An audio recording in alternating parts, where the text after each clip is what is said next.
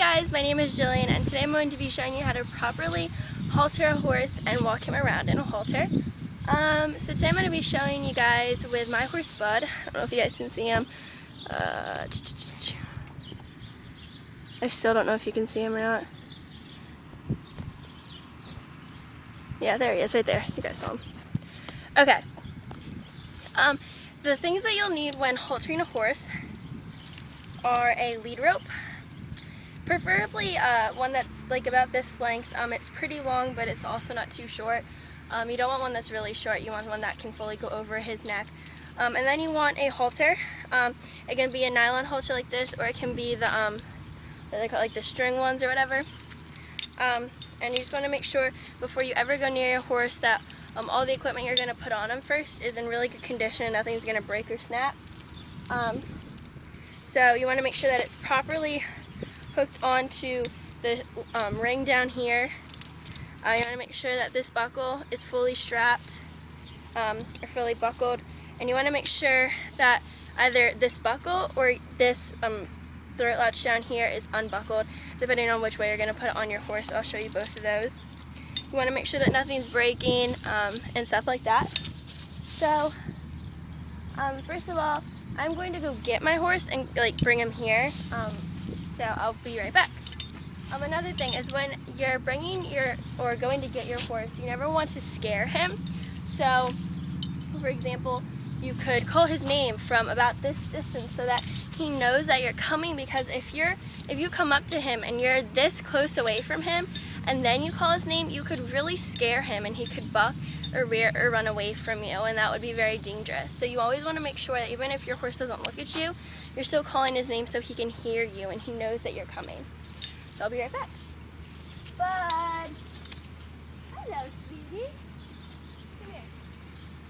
Good boy.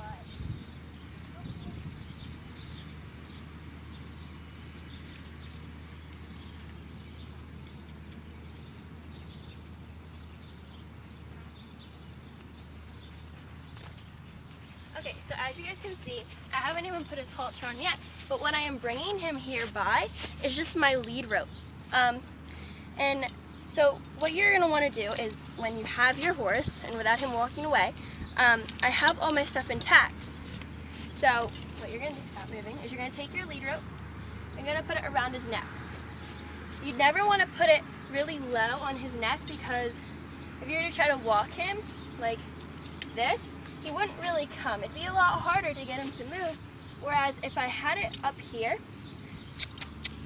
it'd be easier to get him to move. So once he has come to you, you have your lead rope around his neck. I still want to put one hand over his nose just so that he doesn't walk away. I have extra protection over myself. Now, then when you're doing your halter, you want to make sure nothing is tucked in where his nose is going to go. You want to make sure that everything is out just like you would with a bridle. This big hole right here is where his nose is going to go. It's the biggest hole, so that is where his nose is going to go through. So you're going to just gently put his nose through. Once his nose is through, I'm going to gently, I'm not going to bend or push his ears in any uncomfortable way. I'm going to gently push his ear through one, preferably the outside one first, so that if you were to walk away, you still have the outside one in first, and then the inside ear in. You want to adjust his mane and his forelock, make sure that he's not going to be too uncomfortable. And then you want to make sure that everything else is secure. You want to make sure this buckle up here is secure. Now I put it on maybe a way that you guys might do it quite differently. Some people will do it like this, and then they'll just take the throat latch and attach it up here. And then you have your horse. Some people will, what they'll do is when taking off a halter, instead of taking this piece, here, come here, bud, I don't know if they can see you.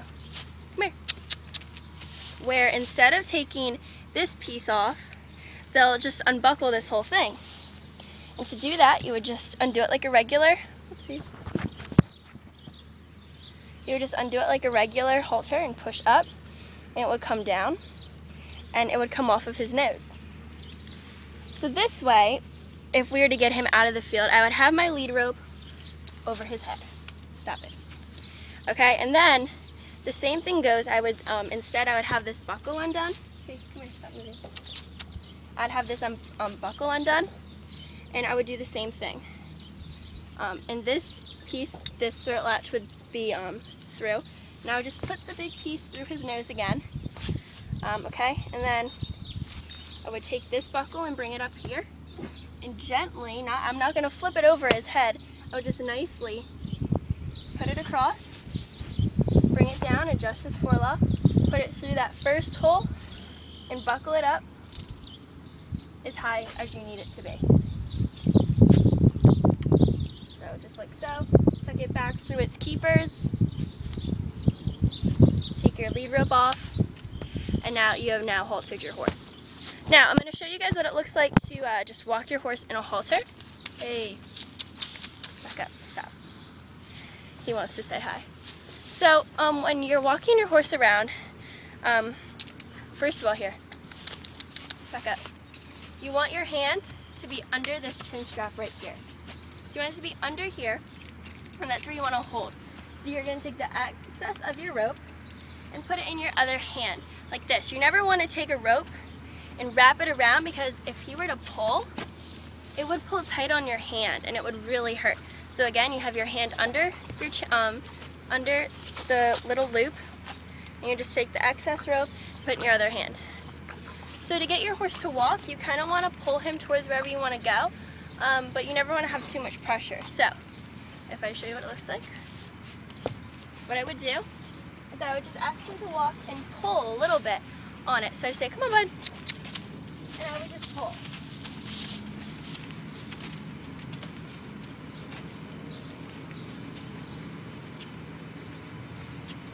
And when I pull, I'm not having so much pressure where I'm hurting him, but I am applying some pressure so that he knows to walk on. Now, when a horse stops, he should stop with you. He should not keep walking after you've stopped. If he does, you can have a nice pull right onto his halter to encourage him to stop. And this is the case with a lot of younger horses. They don't want to stop. Hey, turn. They don't want to stop when you stop. So you have to give it a nice, tight little pull. To make a horse stop, you want to, here I'll show you. You want to use your voice.